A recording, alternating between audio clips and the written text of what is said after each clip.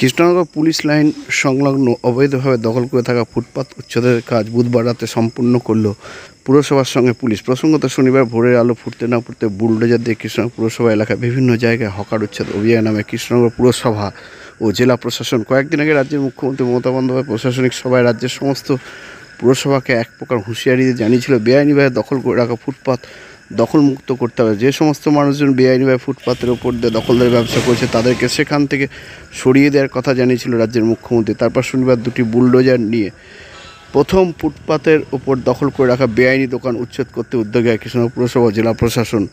Police লাইনের পাশে দখল করে থাকা 23টি দোকানে বুলডোজার চালানো হয়। বুধবার ওই এলাকা থেকে দোকানদাররা সমস্ত কিছু তুলে নেয়। পরে রাতে পুলিশের উপস্থিতিতে বুলডোজার জেসিবি চালিয়ে গোটা এলাকা দখলমুক্ত করে। আর এ নিয়ে আজকাল আগামী বিশেষ প্রতিবেদন। পুলিশ লাইন সংলগ্ন হকারদের দোকান উচ্ছেদ হলো।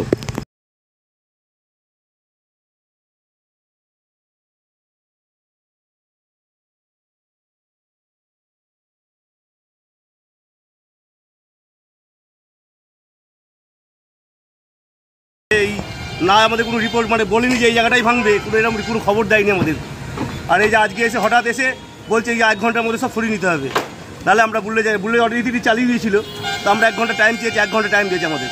আমরা আজকে রাত পর্যন্ত টাইম চেয়েছিলাম যে রাতটা থাকুক, কালকে আমরা সকালে লেবার পাবো কোথায়? এই যে লেবার নিয়ে আমরা এখন নিজে পারি, আমরা নিজেরা পারি বলুন? আমাদের নিজেরা কোনো করেছি এসব জিনিস? আমাদের কী হবে বলুন? এত আমরা কোথায় যাবো এখন? আমাদের এখানে 23টা দোকান আছে, আমার রেডিমেডের দোকান নাম্বার। আমি এখানে 25-30-28 বছর কাজ করছি এখানে। বাড়িতে আমার 2 ছেলে আছে, একটা ছেলে মাধ্যমিক দিয়েছে, এবছর 11 ক্লাস পড়ছে, আর একটা ছেলে 3-তে পড়ে। আমরা 4 জন টোটাল ফ্যামিলিতে। এখন কী করবো? কোনো জায়গায় তো বসতে পারবো না মনে করছি। ফুটপাত যে ভেঙে নিচ্ছে ফুটপাতে, আমাদের এখন শেষ অবস্থা। আমাদের কাছে পয়সাও নেই যে ভাঙবো, লেবার নিয়েছে সে ক্ষমতা আমাদের কাছে নেই। লেবার দিয়েছে ভাঙবো, সে লেবার ক্ষমতা আমাদের নেই। যেন নিজেরা আমরা কষ্ট করে ভাঙতে এসেছিলো, আর রাত্রি আড়াই সাহেব এসেছিলো, আর সবাই এসেছিলো, বড় বড় অফিসার সবাই এসেছিলো।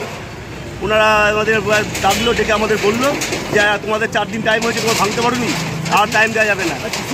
জিসিপি নিয়েছে, তখন মালমাটি ছিল, ওগুলো ক্ষতি হয়েছে।